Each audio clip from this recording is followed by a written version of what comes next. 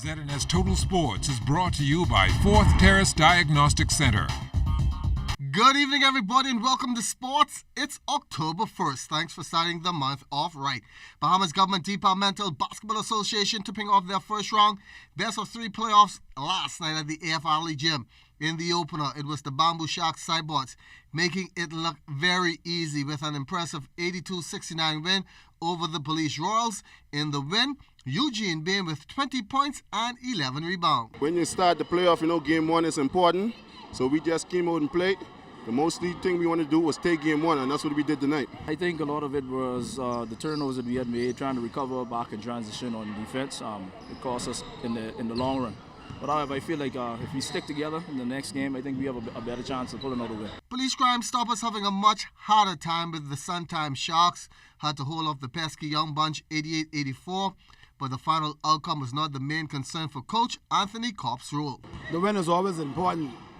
But what is even more important, you saw my point guard went down with a slight injury. So I'm pretty much more concerned about what's going on with this meet moving forward because, you really need him to really bring this back home. So it was a hard-fought game. I think my guys, they always play up to their competition. I always play lackadaisical when they play somewhat subpar teams. So in the end, we dig deep like the champions would do, and we were able to pull it off. They're a good team. It was a really good game, real competitive game. They just perform off our turnovers. Also, Airport Authority was raining threes on the Defense Force patrollers as they jumped to a Game 1 win, 77-61. The first round playoffs will continue on Monday at the AF Adderley Gym. Early in the day at the AF, the Bahamas Table Tennis Federation held a one-day tournament trying to get more attention to the sport that has been played in the Bahamas for the last 40 years. International instructor Richard McAfee telling ZNS Sports that the sport may not be as popular as some, but it has its moments. Lack of exposure, I think, is actually the most played sport in the world by far.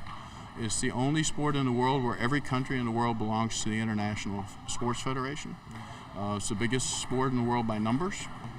There are college scholarships available around the world in many countries, including the United States, for table tennis. It's a professional sport. You can make a lot of money on the pro tour for table tennis. So it's a lot of things, and the big thing is it fits everybody. You don't have to be a certain size. It's more skill-based. So it doesn't have to be 6'5" like basketball, or you don't have to be a great big guy for rugby or for football or whatever. Virtually anybody any age can play.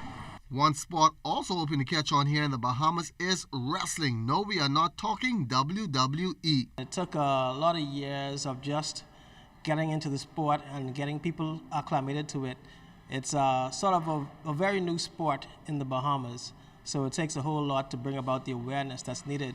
And so part of that was getting some type of recognition within young communities, young men, young women, and getting them to accept the sport and be part of it. Shortly afterward, we began to do international competitions. So far, we've been a part of the CAC games. We've competed in the Pan Am Championships, several of them.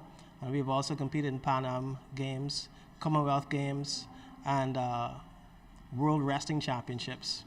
And while we have done pretty well in competitions, we are pleased with the progress we're seeing with our wrestlers.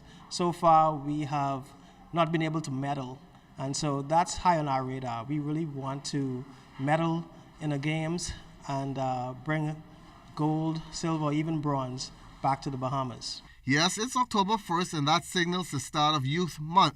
Tim Munnings is sports director in the Ministry of Youth, Sports and Culture, and outlines the event. In the Ministry of Youth, Sports and Culture, we have 3 divisions. October is celebrated as Youth Month, and the entire month of October will be devoted to celebrating and recognizing our youth. Youth are our nation. Following that, in November, Sports Heritage Month, or Sports Month, where we'll be celebrating and recognizing everything sports. And of course, December is Junkanoo Month, Culture Month. Anything related to culture is there. And that's going to do it for Sports Sunday. I'm Charles Fisher. Thanks for watching, everybody.